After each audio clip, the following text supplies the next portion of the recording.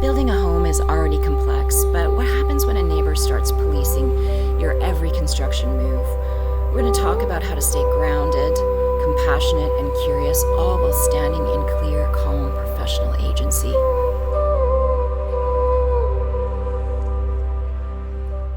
Hello, you're just coming on a little bit of a hike with me. I'm headed out to one of my favorite spots in the sunlight and the meadows and the buzzing pollinators and the beautiful wildflowers. And I have a specific topic and meditation in mind. And when I get to the top, I hope it's still resonant because I have a lot of thoughts about it. But it's this idea of caring warriors. Can we whisper the Karens? Are they representing a badly needed service in our time? And which ones are the carings and which ones are the Karens? And so I'm going to talk a little bit about that. And specifically, just because of my industry, I'm more referring to the caring Karen, caring warriors in the building, construction, land and home design realm. And I have some stories about that, of successful nonviolent communication. I'd love to chat about maybe how to assess certain situations, and I would love to have conversations with communities about this reality. And I've actually had an amazing conversation with some of my fellow regenerative leaders in Europe, who are less burdened by caring Karens and have some really valuable insights on that and the built space and the differences between the built space in Europe, Western Europe, and British Columbia. So I'm going to head up to the top here and have a seat and resume the conversation with you.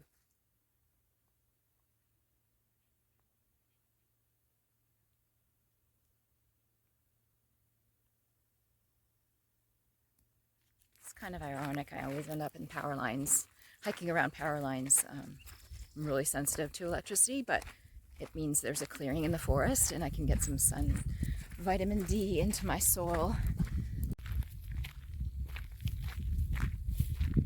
So the topic that I wanted to talk about comes in a bunch of different layers, and some friends in the regenerative land development field in Europe mentioned that, in British Columbia, there's a strong sense of property boundaries, whereas in some parts of Western Europe, there'd be a shared sort of causeway behind homes or developments that don't really have strong fences and are more shared spaces.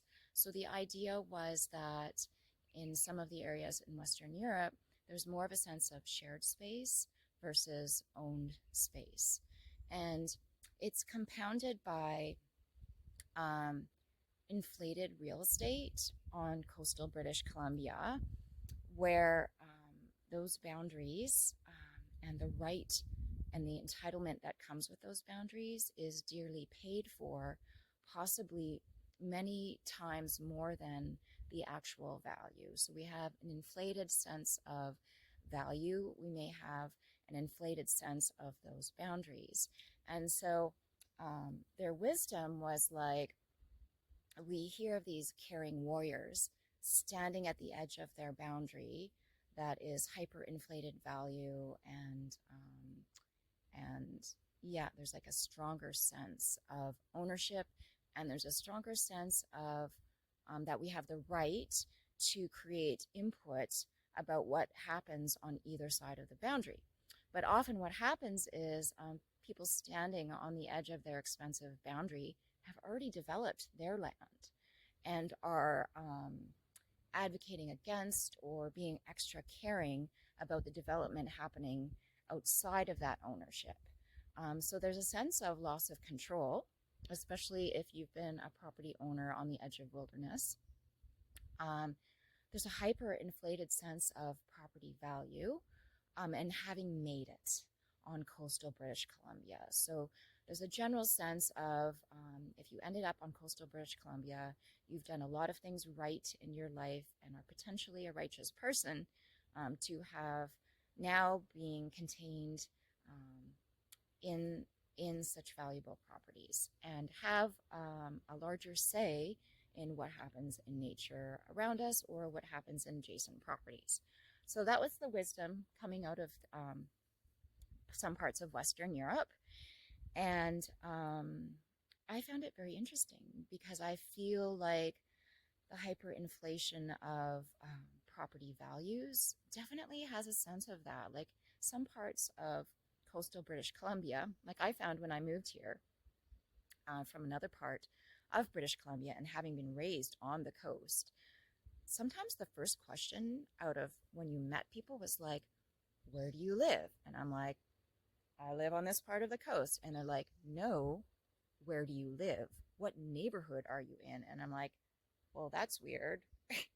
Does it matter? Like, we're all on the Sunshine Coast, or we're all on this beautiful coastal of mainland British Columbia or along the islands. And for me, that was a cue that there's some kind of hierarchy and there's some kind of entitlement and some kind of power struggle in there. And I would be curious to see if that sort of sense is related to a higher concentration of caring warriors in development in these areas.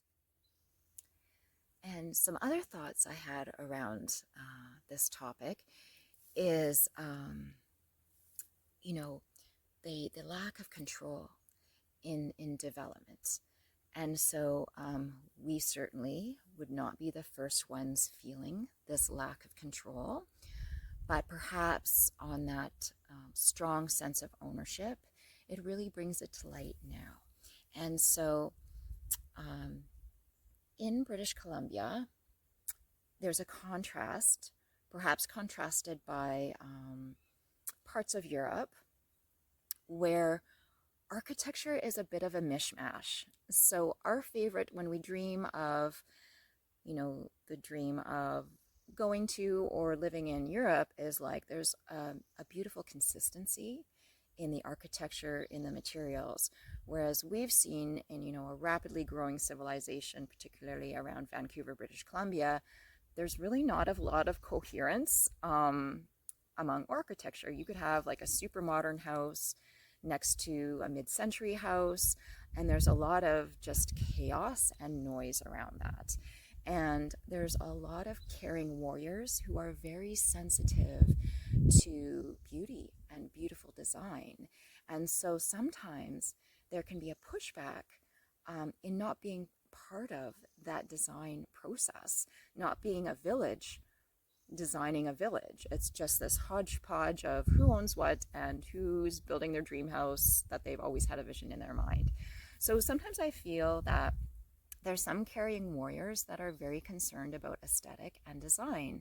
And I mean, I am a person who cares about aesthetic and design, and I feel that Restful Places, there is a beautiful coherence to the eye. So I don't like my eye being rattled or startled much, and it's elegant beauty is one of my core values. I'm wondering, of course there's consultations in cities when there's like subdivision developments and larger developments, but what if when we came into a neighborhood as a property buyer, we chose design that fits in with nature, so that we are all unified in design choices by nature and not by each other. And still around that, because we did that on one of our homes, there was immense pushback from a caring warrior, even though it was completely ecological, like we were beyond ecological building. But is there room for eldering before land development? And could eldering involve conversations with neighbors? we have to converse with neighbors anyways to find out where the wells are for septic and all of that. But could there be conversations or at least demonstrated intent visually, reassuring that aesthetic beauty is in mind or ecological friendliness is in mind? And we're scared to do that because it invites feedback, and caring warriors sometimes don't give feedback in a very fun way. Um, but is there a role for eldering before constructing, before designing? Um, could it be construction concierging, or in which we're saying to the neighbors, hey, this is our beautiful intent to increase the value of the neighborhood, and that kind of thing. And of course, it opens us up, but at least it starts a pattern of recognizing that we are a village and we aren't islands unto ourselves, and we do care about our neighborhoods and our caring warriors, and we also care about the value that we've all invested in these properties and development. And the other thing that we could consider is neurodiversity. So there's a number of very caring people who are sensitive to noise, and the disruption of the construction process can be very jarring. It can disrupt sleep, which can aggravate other conditions, and that. So there is something to be said for quick builds in that sense, and for using alternative concrete, tilt up, or bringing in prefabricated homes and shortening the construction process.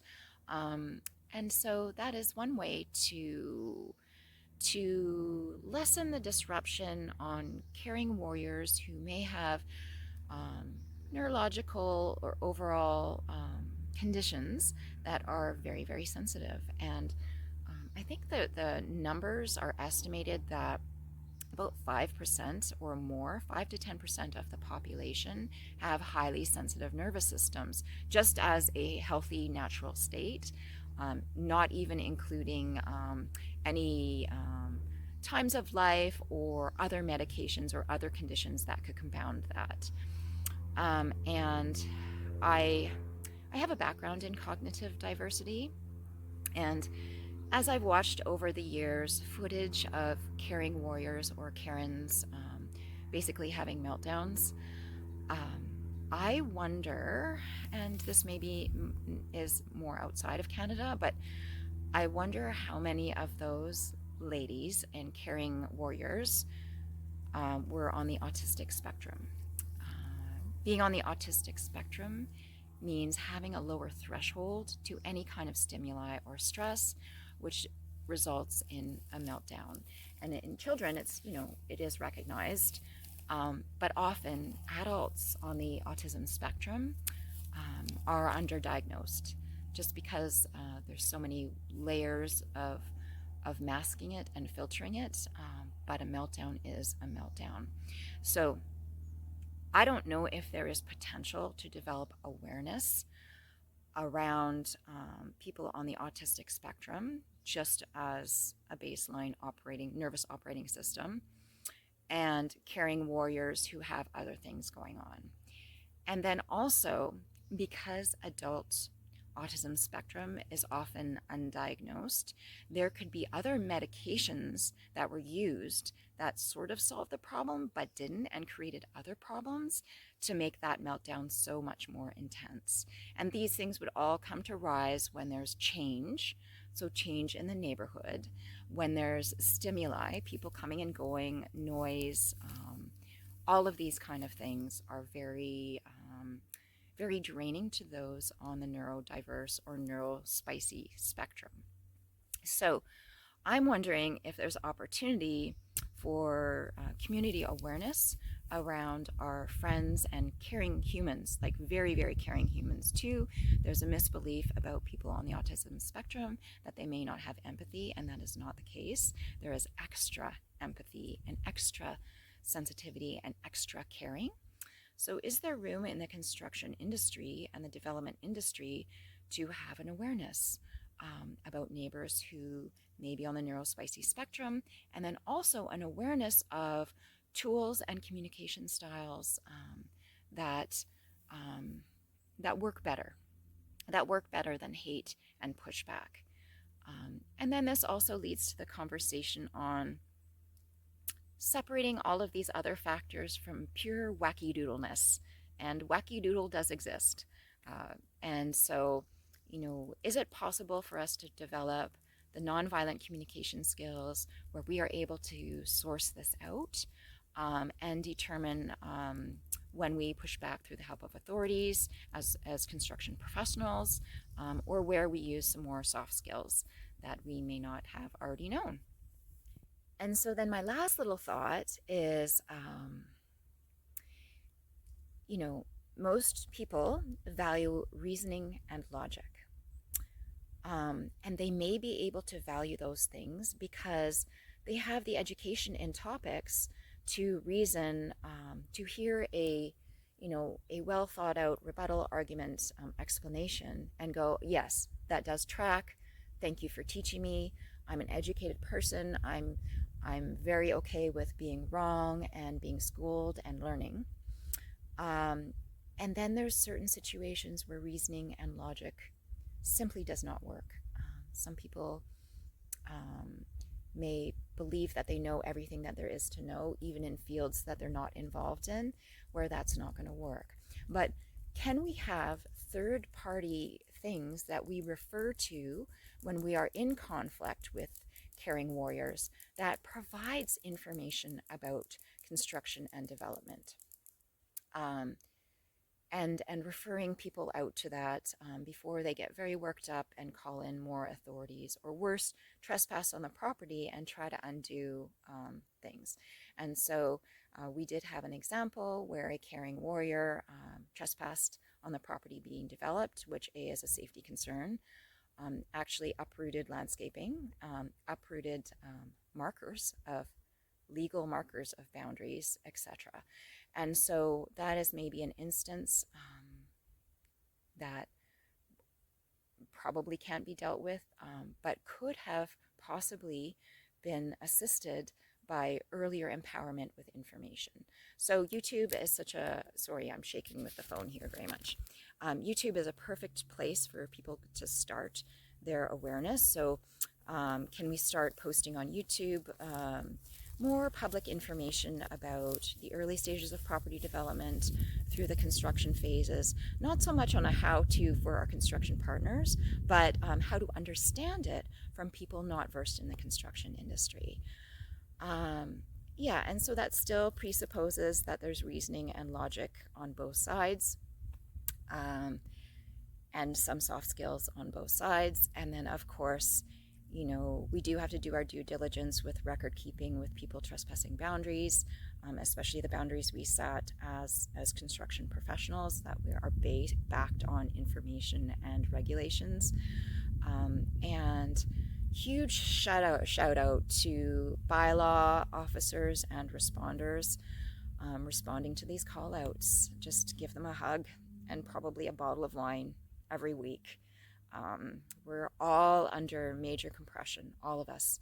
All of society in North America, around the world, are under a lot of compression. And as spaces where we can actually live viably, decrease population expansion and ecological destruction, we need to really bring nonviolent communication to the construction industry and know that we did all we could on every level, and recognize when there's absolutely nothing that we can do with the caring warrior.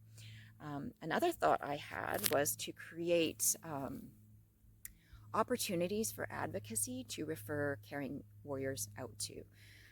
So in our communities, do we have movements that actually need to be monitored and hypervigilized and watched? Can we refer and have these people use their energy towards that? And so these are just all ideas and conversations. We've had more than our share of run-ins with caring warriors throughout the whole spectrum. So neurodiverse spectrum, caring for design aesthetic, caring for the environment and destruction of more habitat for somebody else's house. We're fine because our house is already built, but for somebody else's house. And we've had the absolute wacky doodles as well. But let's have the conversation in the construction industry And hopefully we can find a place to redirect our caring warriors for the good of society, and in a non-harmful way that's not harmful to any of our poor people on site, any neighbors, and other people. Random thought. Does anybody know what this plant is? It looks like a giant beanstalk. I've never seen anything like this on my part of British Columbia. It literally is like a Jack and the Giant beanstalk. It's weird.